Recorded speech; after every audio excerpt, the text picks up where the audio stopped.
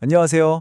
평생 정말 성실하게 일해서 차곡차곡 모아온 우리 연금, 이제 그 결실을 볼 시간이잖아요? 그런데 은퇴 후에 안정적인 삶을 누리려면 마지막 관문이 하나 있죠. 바로 세금입니다. 오늘 이 연금 세금에 대해서 제가 아주 명쾌하게 싹 다 정리해 드릴게요. 아마 다들 이게 제일 궁금하실 거예요. 내가 평생 모은 연금, 세금 떼고 나면 과연 내 통장엔 얼마가 찍힐까? 오늘 저랑 같이 이 복잡한 세금 계산법을 속 시원하게 한번 풀어봐요. 이거 알고 나면요, 훨씬 더 자신 있게 은퇴 계획을 세우실 수 있을 겁니다. 자, 그럼 본격적으로 시작해볼까요? 연금 세금을 제대로 이해하려면요, 딱 한 가지, 정부가 우리 소득을 어떻게 나누어서 보는지 그 개념부터 잡고 가야 해요.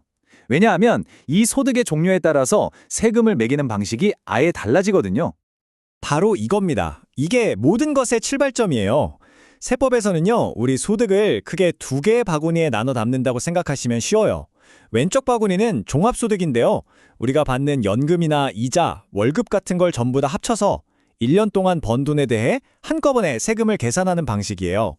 반면에 오른쪽 바구니 분류과세는 좀 특별해요. 퇴직금처럼 아주 오랜 기간에 걸쳐서 쌓인 소득은 다른 소득이랑 완전히 따로 떼어서 훨씬 낮은 세율로 세금을 매깁니다.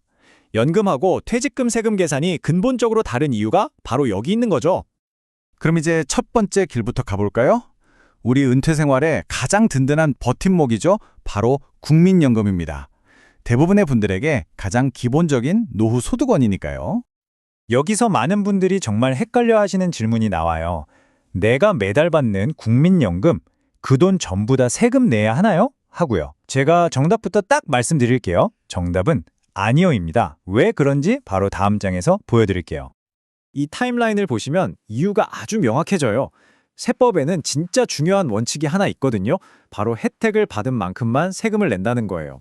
우리가 국민연금 낼 때 연말정산에서 소득공제 혜택을 받기 시작한 게 바로 2002년부터예요. 그러니까 그 전에 낸 돈에 대해서는 세금을 안 묻고 2002년 이후에 혜택을 받으면서 냈던 돈에서 나오는 연금에 대해서만 세금을 매기는 거죠. 어때요? 아주 합리적이죠? 그리고 정말 다행인 건요, 국민연금의 경우에는 우리가 머리 아프게 직접 세금 계산을 할 필요가 없다는 거예요. 국민연금공단에서 알아서 본인에 대한 기본 공제는 물론이고 부양가족이 있으면 그 공제까지 싹 다 반영해서 세금을 미리 떼고 줍니다. 정말 편리하죠. 자, 이제 두 번째 길로 넘어가 볼게요. 국민연금 말고 우리가 미래를 위해서 열심히 부어온 연금저축이나 ILP 같은 사적연금 말이에요. 이 부분은 우리가 어떻게 관리하느냐에 따라서 세금이 꽤 달라질 수 있으니까 조금 더 집중해서 봐주세요. 우리 사적연금 계좌를 한번 열어보면요, 사실 그 안에는 성격이 다른 돈 세 가지가 같이 들어있어요.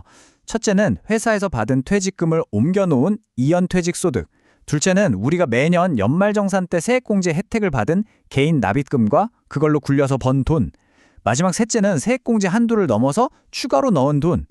이 세 가지 돈은요, 세금을 매기는 규칙이 다 제각각입니다. 이 두 돈은요, 세금을 매기는 방식이 정말 하늘과 땅 차이예요. 먼저 회사에서 받은 퇴직금, 즉 이연퇴직소득은 다른 소득이랑 절대 섞이지 않고요, 원래 냈어야 할 퇴직소득세의 70%만 내면 됩니다. 이건 정말 어마어마한 세금 혜택이죠. 반면에 우리가 직접 넣고 세액공제를 받은 돈은 연금소득세라는 걸 내는데 이게 아주 재밌어요. 이 세율이 바로 우리 나이에 따라 달라집니다. 바로 이렇게요. 연금을 더 늦게, 천천히 받을수록 세금을 깎아주는 일종의 나이 할인이 적용되는 건데요. 70세 미만일 땐 5.5%지만 70대가 되면 4.4%로 내려가고 80세 이상이 되면 무려 3.3%까지 세율이 낮아져요. 나이가 들수록 세금 혜택이 커지는 구조라니 정말 흥미롭지 않나요? 자, 이제부터가 진짜 하이라이트입니다. 사적연금에서 가장 중요한 실전 규칙이자 우리가 세금을 최적화할 수 있는 아주 강력한 전략에 대한 이야기거든요. 매년 은퇴자들이 반드시 마주하게 될 중요한 선택의 순간이기도 하고요. 바로 이 숫자 1,500만 원입니다. 그런데 여기서 정말 중요한 게 있어요. 이 기준이 우리 연금 계좌에 있는 모든 돈에 적용되는 게 아니라는 거예요. 아까 봤던 퇴직금에서 나온 돈이나 세액공제 안 받은 원금은 빼고 오직 세액공제 받은 내 돈이랑 그걸로 낸 수익에서 받는 돈에만 적용되는 기준선입니다. 이 선을 넘느냐 마느냐에 따라 우리의 선택지가 확 달라집니다. 1년에 받는 돈이 2,500만 원을 넘게 되면 우리한테 두 가지 선택지가 주어집니다. 첫 번째는 원칙대로, 다른 소득이랑 합쳐서 종합과세로 신고하는 거예요. 두 번째는 만약 내가 다른 소득이 많아서 합치는 게 불리할 것 같다면 그냥 16.5% 단일세율로 분리과세를 선택해서 세금 문제를 여기서 딱 끝내버리는 방법입니다. 이건 아까 퇴직금의 분리과세랑은 다른 개념으로 우리가 선택할 수 있는 옵션이라는 점이 핵심이에요. 정말 전략적인 판단이 필요하겠죠. 자, 지금까지 규칙들을 쭉 살펴봤으니까 이제 제일 궁금한 부분으로 넘어가 볼게요. 실제 사례를 통해서 그래서 내가 내는 세금이 도대체 얼마쯤 되는지 한번 계산해 보죠. 막연한 두려움을 구체적인 숫자로 바꿔보는 시간입니다. 여기 한 은퇴자분이 계시다고 한번 생각해 볼게요. 이분은 국민연금이랑 사적연금을 합쳐서 매달 250만 원, 그러니까 1년에 총 3천만 원의 연금을 받으세요. 꽤 현실적인 예시죠? 자, 연소득 3천만 원에서 시작해요. 하지만 이 금액 전부에 세금을 매기는 게 절대 아닙니다. 먼저 연금소득공제라고 해서 소득의 일정 부분을 자동으로 빼주고요. 또 기본공제로 본인 몫의 150만 원도 빼줘요. 이렇게 이것저것 빼고 남은 금액, 즉 과세 표준에 대해서만 실제 세율이 붙는 거죠. 그럼 최종 세금은 과연 얼마나 나올까요? 결과는요. 1년에 3천만 원을 받을 경우 최종적으로 내는 세금은 한 달에 약 16만 7,500원 정도입니다. 월 250만 원 중에 한 16만 원 정도가 세금인 셈이죠. 어떠세요? 막연히 생각했던 것보다 훨씬 관리 가능한 수준 아닌가요? 바로 이 점이 오늘 제가 꼭 드리고 싶었던 말씀이에요. 많은 분들이 종합과세라는 단어 자체에 막연한 두려움을 갖고 계시는데요. 방금 보셨듯이 다른 큰 소득이 없다면 1,500만 원을 조금 넘겨서 종합과세가 되더라도 실제 세금 부담은 생각보다 크지 않을 수 있습니다. 무조건 16.5% 분리과세가 유리한 건 아니라는 뜻이죠. 자, 오늘 내용의 핵심만 다시 한번 짚어볼까요? 첫째, 국민연금은 2002년 이후에 낸 돈에 대해서만 세금을 낸다.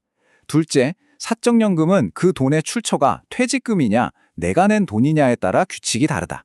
셋째, 1,500만 원이라는 기준은 우리에게 종합과세와 분리과세라는 아주 중요한 전략적 선택권을 준다. 그리고 마지막으로 가장 중요한 것, 세금을 무서워하기보다 직접 계산해보면 충분히 관리할 수 있다는 자신감을 갖는 겁니다. 이제 공은 여러분에게 넘어갔습니다. 연금 세금의 기본 원리를 이해하셨으니 이 지식을 바탕으로 여러분 각자의 상황에 딱 맞는 최적의 은퇴 인출 전략을 어떻게 세워나가시겠어요? 오늘 이 시간이 여러분의 지혜로운 은퇴 설계에 큰 도움이 되었기를 진심으로 바랍니다.